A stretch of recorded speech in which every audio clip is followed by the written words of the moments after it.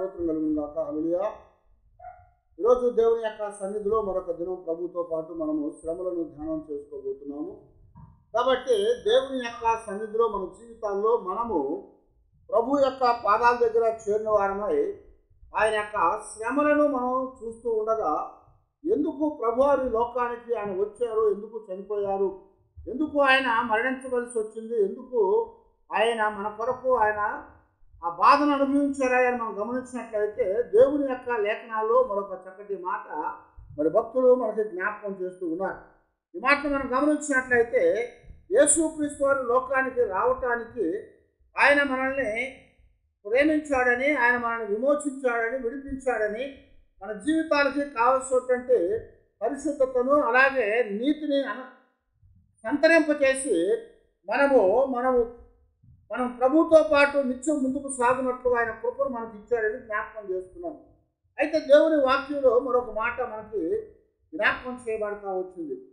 Hebrew పత్రిక 2వ అధ్యాయంలో 10వ వచనంలో, ఎవని నిమిత్తము సమస్తం ఉన్నాయో, ఎవని వలన సమస్తం కలుగుతా ఉన్నాయో, ఆయన అనేకులైనటువంటి తన కుమారులను మహిమకు తెచ్చుచుండగా వారి రక్షణకర్తను శ్రమల ద్వారా సంపూర్ణముగా చేయటము ఆయనకు తగును అని జ్ఞాపకం చేస్తున్నాడు.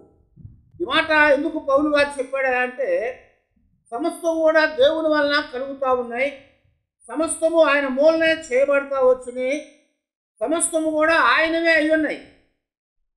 మనం దేవుని వాక్యంలో చూసినప్పుడు యేసుక్రీస్తు వారు కూడా ఆదిలో ఉన్నట్లుగా మనకి జ్ఞాపకం చేయబడతా వచ్చింది. ఆయన సృష్టికి ఆరంభంలో ఉన్నాడు.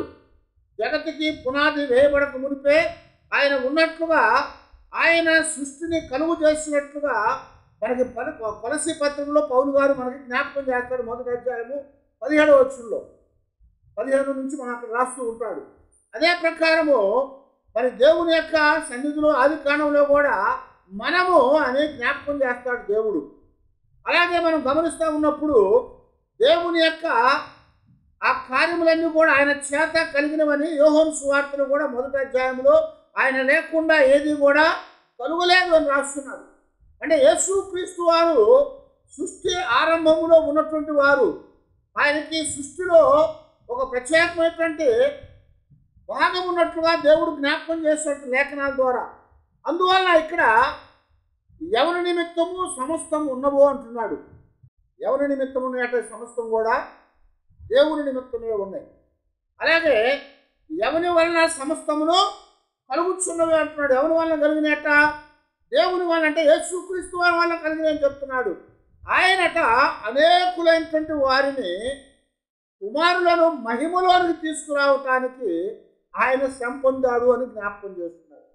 ఆయన శ్రమ పొందటం ద్వారా అనేకులైన కుమారుల్ని మహిమలోకి తెచ్చాడు అని చెప్తున్నాడు.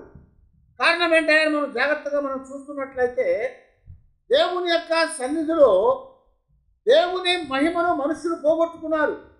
మనకు బాగా తెలిసినట్టుగా చాలాసార్లు చెప్పుకున్నట్టుగా ఆది కాండంలో దేవుడు ఆదాము హవ్వలను కలుగు చేసినప్పుడు వారిని ఎలా చేశాడట? ఆది కాండం 1వ అధ్యాయం 26, 27 వచనాల్లో మనం చూస్తున్నప్పుడు, దేవుడు మన స్వరూపమందు మన పోలిక చొప్పున నరులను చేయుదుమన్నాడు. 27వ వచనంలో మనం చూస్తూ ఉంటే, దేవుడు తన స్వరూపమందున నరుని సృజించెను, దేవుని స్వరూపమందు వారిని సృజించెను, స్త్రీని గాను పురుషుని గాను వారిని సృజించెను అని జ్ఞాపకం చేస్తున్నాడు. ఇక్కడ దేవుడు ఏం చేశాడంట?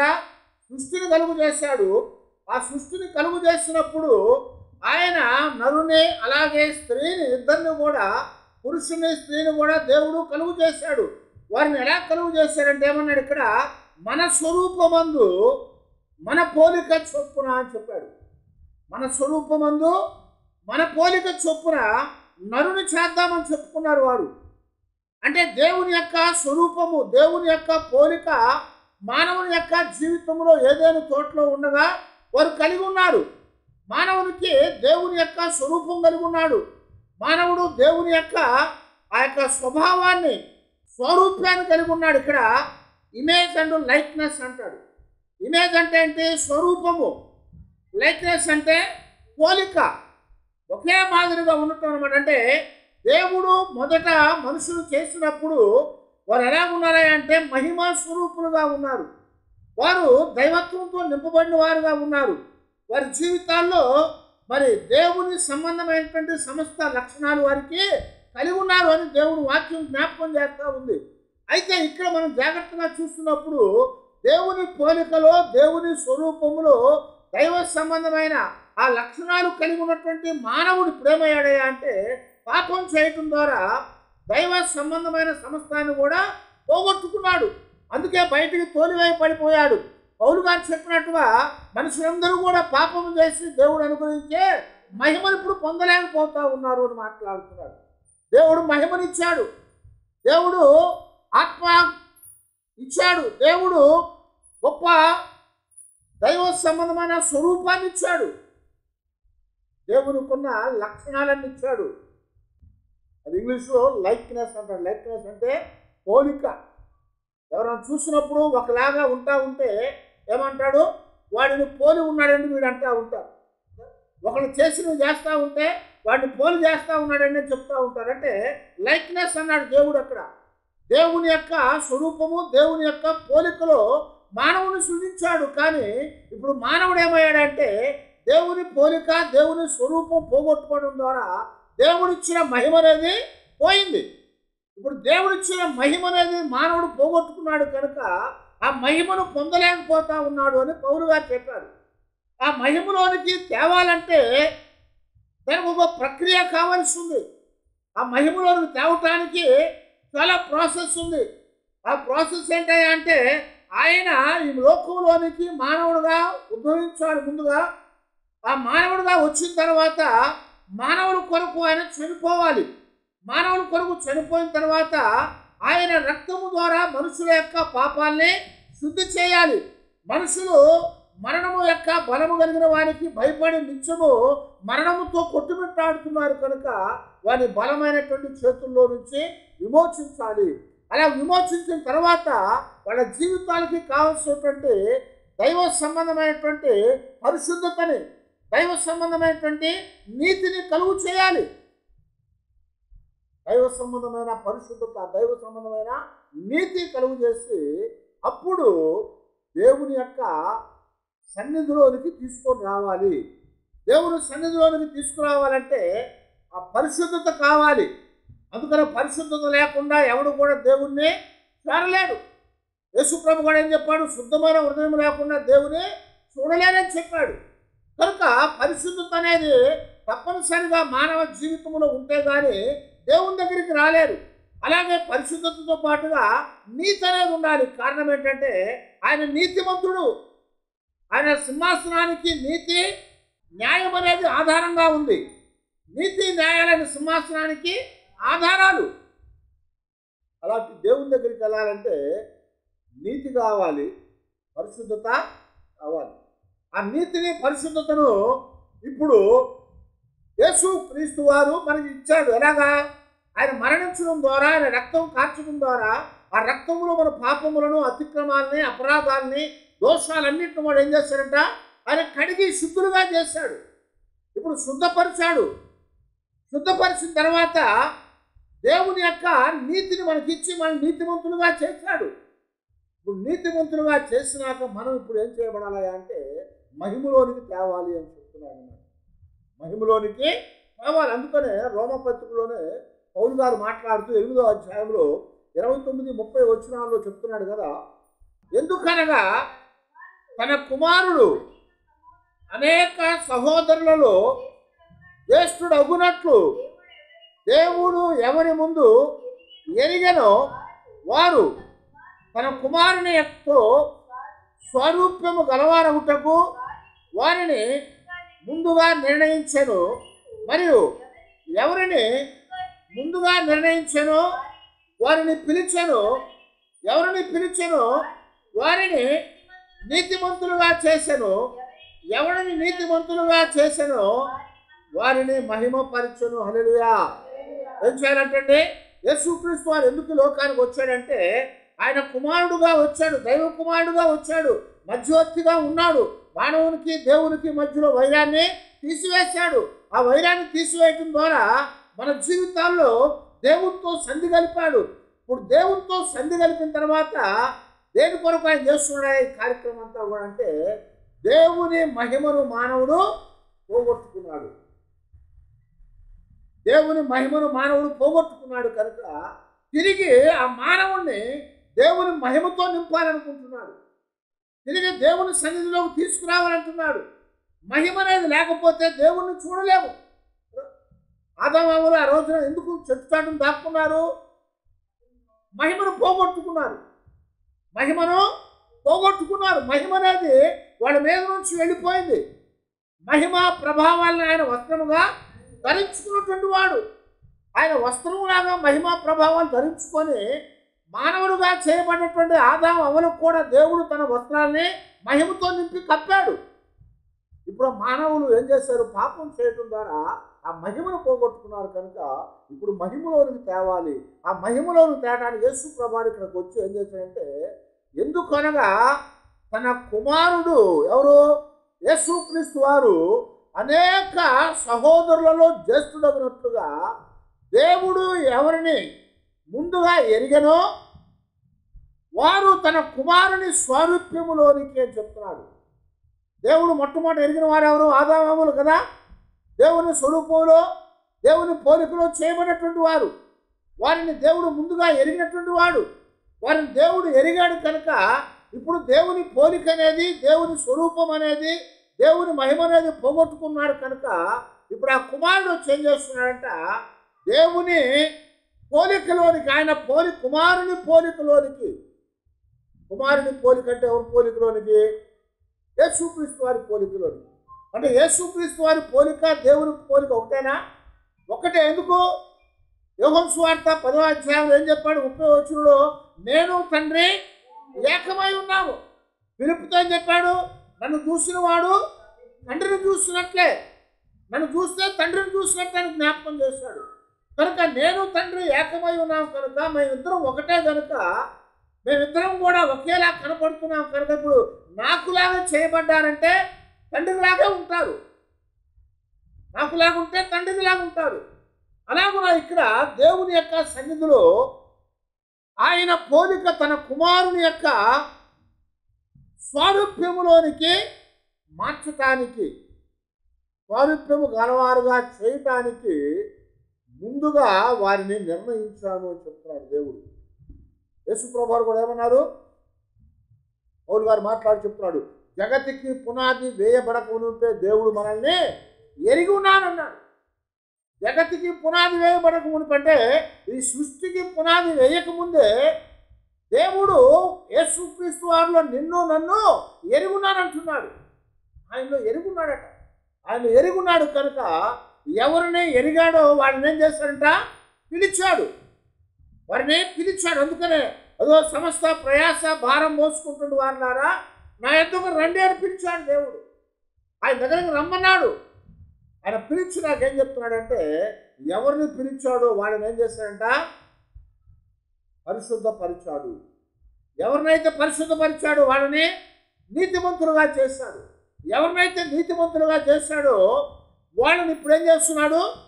మహిమలోకి తీసుకొని వస్తున్నాడు.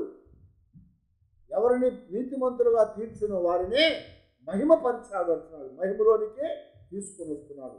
ఆ మహిమలోనికి తీసుకురావటానికి యేసుక్రీస్తు వారు ఈ లోకంలోనికి వచ్చి ఆయన మన కొరకు చనిపోయాడు అని జ్ఞాపకం చేస్తున్నాము.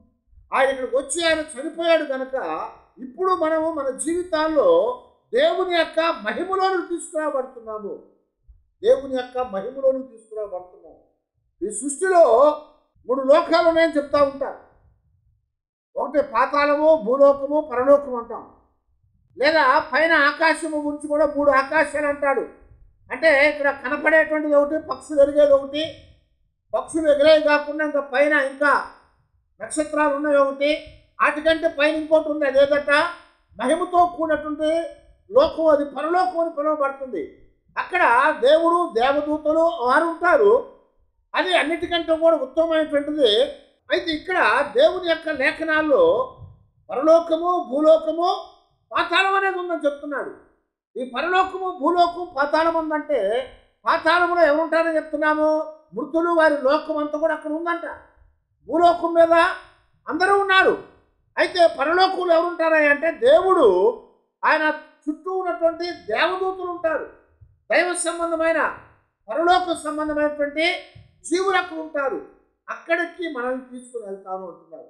అక్కడికి వెళ్ళినప్పుడు మనం అందరము కూడా దేవుని యొక్క మహిమలోనికి తీసుకురాబడతామని దేవుని వాక్యం ద్వారా దేవుడు మనకి జ్ఞాపకం చేస్తున్నాడు. అందుకొరకే మొట్టమొదట దేవుడు యేసుక్రీస్తు వారిని గురించి మాట్లాడుతూ, కీర్తనలో మానవుల గురించి మాట్లాడుతూ 8వ కీర్తన 5వ వచనం చెప్తున్నారు కదా, దేవుని కంటే వారిని కొంచెము తక్కువ వానిగా చేయుచున్నావు, మహిమ ప్రభావములతో వారికి కిరీటము దయచేయుచున్నావు. హల్లెలూయా. దేవుడు ఎలా చేశాడట మానవుణ్ణి? దేవుని కంటే కొంచెము తక్కువ వానిగా చేశాడట. దేవుని కంటే కొంచెం తక్కువ వానిగా చేశాడు. ఆ తర్వాత మహిమ ప్రభావములతో వానికి కిరీటము ధరింప చేస్తున్నామని చెప్తున్నాడు. మహిమను, ప్రభావాన్ని దేవుడు కిరీటములాగా మానవునికి ఇచ్చాడట. ఆ ఇచ్చి ఏం చేశాడంటే ఈ సమస్తాన్ని మీరు ఏలుబడి చేయమన్నాడు ఆదికాండంలో. వారిని సృజించిన తర్వాత దేవుడు చెప్పింది ఏంటంటే, మీరు ఈ సమస్తాన్ని కూడా మీరు ఏలుబడి చేయండి. ఏలుబడి చేయమని చెప్తే దేవుడు ఆ ఏలుబడి చేయటానికి బదులుగా వాళ్ళు ఏం చేశారంట? దేవుడు చేయవద్దన్నటువంటి ఆజ్ఞను అతిక్రమించి పాపము చేసి ఇప్పుడు సమస్తమైనటువంటి పాపానికి, పాప సంబంధమైనటువంటి ఆ యొక్క అధికారికి, అలాగే ఏదైతే చేశాడో ఆ పాపము ద్వారా సమస్తానికి కూడా బానిసగా చేయబడిపోయాడు ఇప్పుడు. అందుకొరకే మానవుణ్ణి దేవుని కంటే కొంచెం తక్కువ వాడిగా చేశాడు. దేనికంటే మహిమ ప్రభావాలు ధరింప చేసి ఏలుబడి చేయటానికి. కానీ అలాంటి మానవుడు ఇప్పుడు ఏమైపోయాడంటే పాపైపోయాడు. అలాంటి మానవుడు దేవుడిచ్చేటువంటి మహిమ ప్రభావాలతో కూడినటువంటి ఆ కిరీటాన్ని పోగొట్టుకున్నాడు. అందువలన యేసుక్రీస్తు వారు కూడా మానవుడిగా రావాల్సి వచ్చింది. తిమోతికి రాసిన మొదటి పత్రికలో 2వ అధ్యాయంలో పౌలు గారు మాట్లాడితేమన్నాడు? ఆయన దాసుడుగాను, రిక్తుడుగాను తనను తాను తగ్గించుకొని వచ్చాడు. ఎక్కడి నుంచి వచ్చాడంట? ఫిలిప్పీ పత్రిక 2వ అధ్యాయంలో దేవుని స్వరూపము కలిగిన వాడై ఉండి దేవునితో సమానముగా ఉండుట విడిచిపెట్టకూడని భాగ్యమని ఎంచుకొనలేదు, కానీ మనుషుల పోలికగా పుట్టి దాసుని స్వరూపము ధరించుకొని తనను తానే రిక్తునిగా చేసుకొని మరియు ఆకారమందు మనుషులుగా కనపడి మరణము పొందునంతగా, అనగా శిలువ మరణము పొందునంతగా విధేయత చూపిన వాడై తనను తాను తగ్గించుకొనెను. హల్లెలూయా. ఏం చేస్తాడంటే ఆయన దేవునితో ఉన్నవాడు, దేవుని స్వరూపమైనటువంటి వాడు, దేవుని యొక్క మహిమను కలిగినటువంటి వాడు, అది విడిచిపెట్టకూడనటువంటి భాగ్యమని ఎరిగిన వాడై ఉండి కూడా దానిని విడిచిపెట్టి మానవుడుగా లోకానికి వచ్చాడట. మనుష్యుని శరీరము దాల్చుకున్నాడట. మనుషుని శరీరం దాల్చుకున్నాడు. ఎలాగా?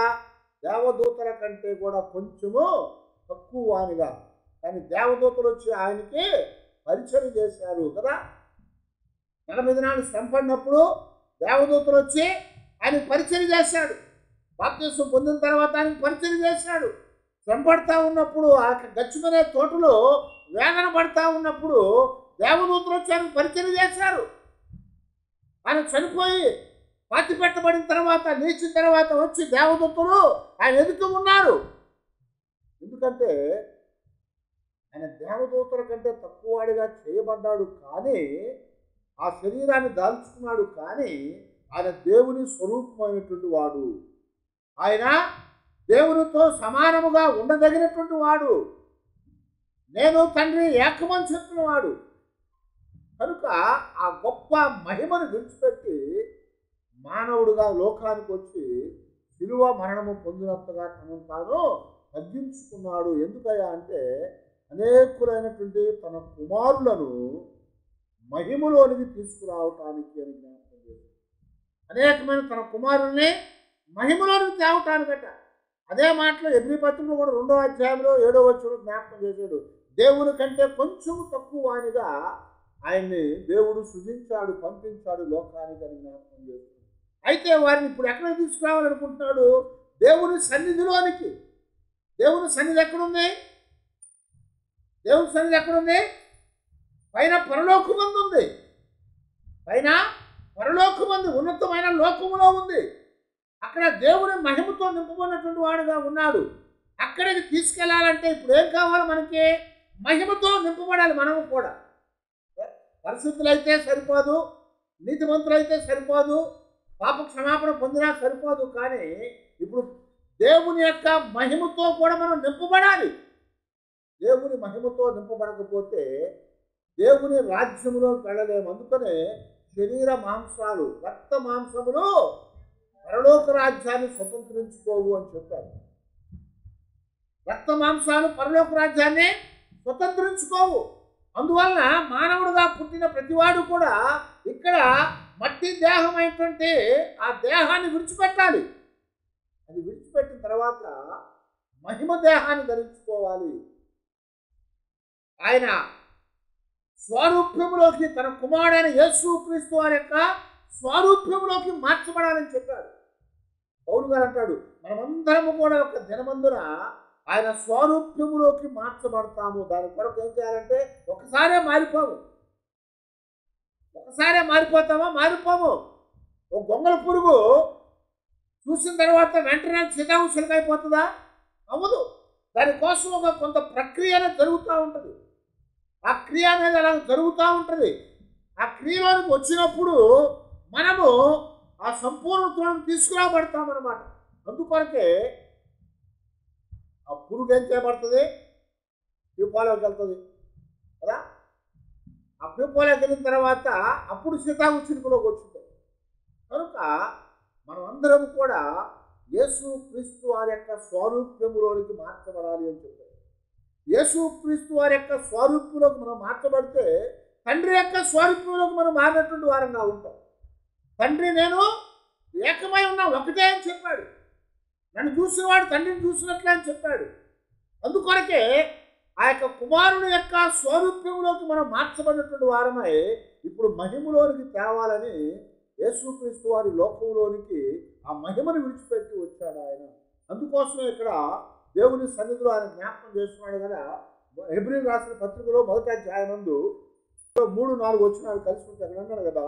ఆయన దేవుని మహిమ యొక్క తేజస్సును, ఆయన తత్వం యొక్క మూర్తిమత్తమునై ఉండి తన మహత్వ గల మాటల చేత సమస్తమును నిర్వహించుచు పాపముల విషయంలో శుద్ధీకరణము తానే చేసి దేవదూతల కంటే ఎంతో శ్రేష్టమైన నామమును పొందెను. వారికంటే అంత శ్రేష్ఠుడై ఉన్నత లోకమందు మహామహుడగు దేవుని యొక్క కుడి పార్శ్వమున కూర్చొని ఉండను. హల్లెలూయా. ఎవరండి? ఎక్కడున్నాడట ఇప్పుడు ఆయన? తండ్రి అయిన దేవుని యొక్క కుడి పార్శ్వమందు కూర్చొని ఉన్నాడట. తండ్రి అయిన దేవుని కుడి పార్శ్వమందు కూర్చొని ఉన్నాడు. ఎందుకంటే ఆయన తేజస్సు కలిగిన వాడు. తండ్రి అయిన దేవుని యొక్క మహిమ యొక్క తేజస్సు, ఆ తేజస్సు కలిగిన వాడు విడిచిపెట్టి ఇక్కడికి వచ్చాడు. కనుక మనలను ఆయన కుమారుని యొక్క స్వారూప్యంలోకి మార్చి మహిమను మనకి కప్పి మనల్ని తీసుకొని వెళ్ళి మరలా తండ్రి అయిన దేవుని దగ్గర ఆయన ఎదుటి నిలబెట్టబోతూ ఉన్నాడు. దానికోసము మనము ఈ భూలోకములో శుద్ధి చేయబడి పరిశుద్ధపరచబడి నీతివంతులుగా తీర్చబడి దేవుని మహిమను పొందగలిగిన వారంగా ఉండాలి. అప్పుడే దేవుని కుమారులుగా మనం తీర్చబడి ఆయన ఎదుట నిలబెట్టబడగలుగుతాము. దానికోసమే దేవుడు ముందు కొంత ప్రక్రియని జ్ఞాపకం చేశాడు. ఇక్కడ అంటా ఉన్నాడు కదా, మరి దేవుడు మనకి అధికారం ఇచ్చాడు ఆయన కుమారులు అవ్వటానికి. యోహాను సువార్తలో 1వ అధ్యాయం 12వ వచనంలో ఎందరైతే అంగీకరించుదురో వారందరూ కూడా తన యొక్క నామములో విశ్వసించిన వారందరికీ దేవుని పిల్లలకుటకు దేవుడు ఆయన అధికారం ఇచ్చాడని చెప్తున్నాడు. ఆయన అధికారం ఇచ్చాడు. విశ్వసించిన వారందరికీ కూడా ఆయన పిల్లలగటానికి అధికారం ఇచ్చాడు ఆయన. అలా రోమిలకు రాసిన పత్రికలో మనం గమనిస్తూ ఉంటే 8వ అధ్యాయం 14వ వచనం కూడా ఏమంటున్నాడు అక్కడ, ఎందరైతే దేవుని యొక్క ఆత్మచేత నడిపించబడతారో వారందరూ కూడా దేవుని కుమారులై ఉన్నారని చెప్పారు. దేవుని కుమారులై ఉన్నారు, ఆత్మచేత నడిపించబడిన వారు, ఆయనందు విశ్వాసం ఇచ్చిన వారందరూ కూడా దేవుని కుమారులు. కుమారులు అంటే పురుషులని మాత్రమే కాదు. కుమారులు అంటే ఇక్కడ అందరూ పిల్లలు అని అర్థం అనమాట. అక్కడ చిల్డ్రన్ అంటాడు. కాబట్టి పురుషులు స్త్రీలు కూడా ఆయనకు అధికారం ఇచ్చాడు. దేవుని కుమారులుగా కుమార్తెలుగా చేయబడే అధికారం. ఆ అధికారం ఇచ్చి ఇప్పుడు మనలను తండ్రి అయిన దేవుని దగ్గరికి తీసుకెళ్లాలంటే మహిమపరచాలి. అలాగే మహిమపరచడానికి ఆయన శ్రమ పడవలసి వచ్చింది. ఆయన మహిమపరచడానికి మనల్ని ఆయన మరణం పొందవలసి వచ్చింది. ఆయన మనల్ని మహిమలోకి తీసుకురావటానికి, ఆయన స్వరూప్యంలోకి తీసుకురావటానికి మన జీవితాలకి ఏం చేశాడంటే ఆయన శ్రమ పొంది మనలను ఆయన మహిమలోనికి ఇప్పుడు తీసుకొని వస్తున్నాడు అని జ్ఞాపకం చేశాడు. అందుకొరకే పౌలు గారు జ్ఞాపకం చేసినట్లుగా ఎవరి నిమిత్తమో సమస్తము ఉన్నవో, ఎవని వలన సమస్తము కలుగుచున్నవో ఆయన అనేకులైనటువంటి వారిని తన కుమారుని యొక్క మహిమకు తెచ్చుచుండగా, వారి రక్షణకర్త అయినటువంటి ప్రభువు శ్రమల ద్వారా సంపూర్ణము చేయుటకు ఆయనకు తగును అని చెప్పారు. ఆయన శ్రమ పొందటం ద్వారా మనం మహిమలోనికి తేబడ్డాం. ఆయన మరణించడం ద్వారా మనం మహిమలోనికి తేబడ్డాం. ఆయన తన రక్తాన్ని కార్చడం ద్వారా ఆయన మహిమలోనికి తేబడ్డాం. ఇప్పుడు ఆయన మహిమలోనికి తేబడ్డామంటే దాని అర్థం ఏంటంటే దేవుని ఎదుట మనల్ని నిలబెట్టబోతున్నాడు అని చెప్తున్నారు. అందుకొరకే యోహాను సువార్తలో కూడా 17వ అధ్యాయంలో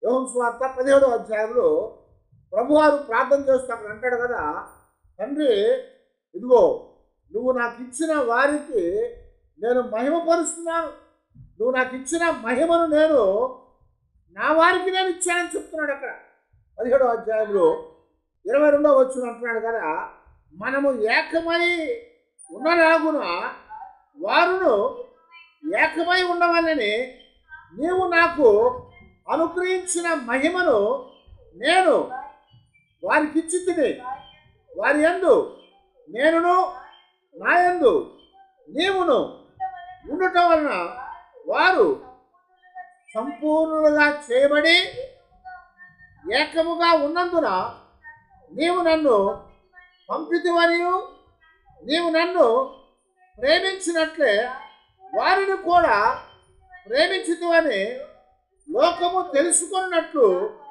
నాకు అనుగ్రహించిన మహిమను వారికి ఇచ్చితిని. హల్లెలూయా. అవునండి, దేవుడు ఆయన తండ్రి అయిన ఆయన తన కుమారుడుగా లోకానికి వచ్చినప్పుడు ఆయనకి ఇచ్చిన మహిమను ఇప్పుడు ఎవరికి ఇచ్చాడు? ఆయన మనకిచ్చాడు అని చెప్తున్నాడు. అన్నాడు, నీవు నాకు ఇచ్చిన మహిమను నేను వారికి ఇచ్చితిని. ఎందుకంటే నీవు నేను ఏకమై ఉన్నట్లుగా నేను వారు కూడా ఏకమై ఉంటాం. నీవు నేను ఏకమై ఉన్నాము, వారు నేను ఏకమై ఉన్నాము కనుక నీలో నేను నాలో వారు అందరం కూడా ఏకమై ఉన్నామని చెప్తున్నాడు. ఆ ఏకాత్మను మనకు కలుగు చేయటానికి మన నిమిత్తము ఆయన శ్రమ పడ్డాడు, మన నిమిత్తము ఆయన మరణించాడు. అందుకొరకు ఆయన చెప్పినట్లుగా నీవు మరి వారు సంపూర్ణులుగా చేయబడి ఏకముగా ఉండునందున నీవు నన్ను ప్రేమించుతావని నీవు నన్ను పంపితువని వారు కూడా ప్రేమించుతావని లోకము తెలుసుకున్నట్లుగా. గమనించారా? దేవుడు ఏమన్నాడు? దేవుడు లోకమును ఎంతో ప్రేమించాడని చెప్పాడు. లోకాన్ని ఎంతో ప్రేమించాడని దేవుడు చెప్పాడంటే దాని అర్థము మనకు అర్థం అవ్వాలి కదా, మనం తెలుసుకోవాలి కదా. ఎలా తెలుసుకుంటామంట? ఇప్పుడు ఆయనకు మహిమనిచ్చాడు, ఆ మహిమను ఆయన ద్వారా మనకిచ్చాడు. కాబట్టి ఇప్పుడు లోకమును దేవుడు ఎంతో ప్రేమించాడన్న సంగతి లోకం తెలుసుకుంటుంది ఇప్పుడు. అలాగ తెలుసుకోవటానికి ఆయన లోకానికి వచ్చి తండ్రి అయిన దేవుని ప్రేమను మనకు వెల్లడి చేశాడు. ఆయన లోకానికి వచ్చి ఆయన ఎందుకు వచ్చాడే అంటే మన కొరకు చనిపోయి ఆయన తన రక్తాన్ని కార్చి మనల్ని శుద్ధి చేసి పరిశుద్ధపరిచి నీతిమంతులుగా చేసి ఎవరిని నీతిమంతులుగా చేశాడో వాళ్ళని మహిమపరిచాడు. ఆ మహిమపరిచి ఆ మహిమను మనకిచ్చి ఇప్పుడు మనము తండ్రి అయిన దేవుని ఎదుటంటే మహిమ గల దేవుని ఎదుట మనము కూడా నిలబెట్టబడబోతున్నాము. ఆయన ఎదుట మనం నిలబెట్టబోతున్నాం కనుక ఇప్పుడు దేవుని సన్నిధిలో మన కొరకు ఆయన చేసిన త్యాగము మనం దేవుని మహిమతో మనల్ని నింపాడు. కారణం ఏంటంటే ఆ రోజున మొదటి మానవుడు అయినటువంటి ఆదాము అవ్వలు దేవుని మహిమను పోగొట్టుకున్నారు. ఆ మహిమ అనేది లేకపోవటం వల్ల దేవుడు తన మహిమ సన్నిధిలో ఉంచి బయటకు తోచివేశాడు. ఇప్పుడు మరలా మనము దేవుని మహిమలోనికి వెళ్ళాలంటే, ఆ మహిమా సన్నిధిలోనికి వెళ్ళాలంటే దేవుడు మహిమ ఏదైతే మనకి ఇచ్చింది పోగొట్టుకున్నామో దానిని మనం పొందాలి. దాన్ని మనం ఎప్పటికీ పొందలేము కనుక ఆయన కుమారుని పంపాడు. ఆ మహిమను ఆయనకు కూడా ఇచ్చాడు. ఆయనకి ఇచ్చిన మహిమ ఆయన ఇప్పుడు మనకిచ్చాడు కనుక ఆ మహిమతో మనల్ని కప్పి తండ్రి అయిన దేవుని దగ్గరికి తీసుకెళ్ళి ఇదిగో నీ కుమారుడు అని చెప్పబోతా ఉన్నాడు.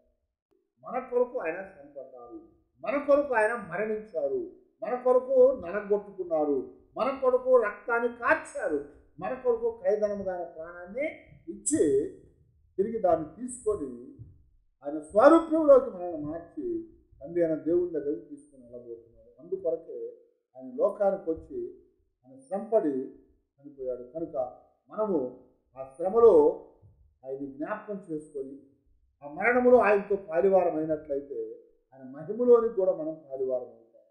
అలాంటి కృప దేవుడు మనకి ఇచ్చినందుకు ఆ దేవుని స్తుతించి దేవుని మహిమపరిచి ఆయన నామాన్ని గణపరుస్తూ మన జీవితాల్లో మనం ముందుకు సాగుతాం. దేవుని పాదాల దగ్గర అందరూ కూడా తల వచ్చి ప్రార్థన చేసుకున్నాం.